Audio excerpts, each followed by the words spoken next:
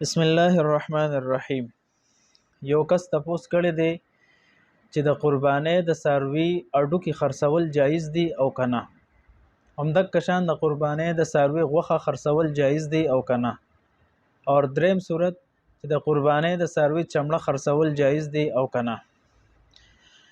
نو درسو پورې چې د قربانۍ د څاروي چمړه موجود ده، نو د ذبح کوونکي انسان ته چې قرباني کړی ده د تدریق قسمه اختیارات حاصل دي. یو دا چې په خپل هم دا چمړه استعمال کې راوستي شي. مخکې خلکو به د دینه چا به جانماز جوړولو، چا به د کووي لپاره بوقه یا لوټه وغیره جوړوله، خو په خپل استعمال کې راوستي شي بالکل جایز دي.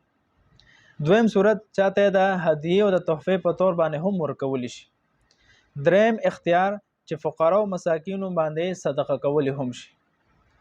خو لیکن کله چې دا د خرڅ کړه دا چمړه، نو په دې صورت کې د دې چمړې چې کم عوض او رقم دی دا په فقراو باندې صدقه کول واجب دی. دغه رقم په خپل استعمال کې راوستل بالکل جایز نه دی. که یو انسان د څاروي سرمن په بدې نیت باندې خرڅي چې رقم به زه استعمالوم، نو دا خرڅول هم ناجایز دی. او که بدې وجه خرڅي چې دا رقم به زه په فقراو تقسیموم، نو به خرڅول جایز دي او رقم په خپل استعمال کې راوستل جایز نه دي، فقراو لور کول واجب دي.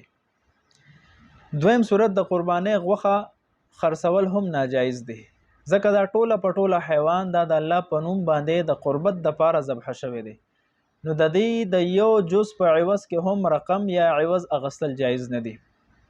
دا په خپل خوري یا فقراو اغنیاو ته ورکول شي، خو د دې خرڅول جایز نه دي. دریم صورت د دې اډو کې خرڅول هم جایز نه دي. کو د غوښه د پخېدو نه مخکې د دې نه اډو کې جدا شو یا پخه شوه او غوښه ته خوړل شوه اډو کې پاتې شو، هم خرڅول جایز نه دي.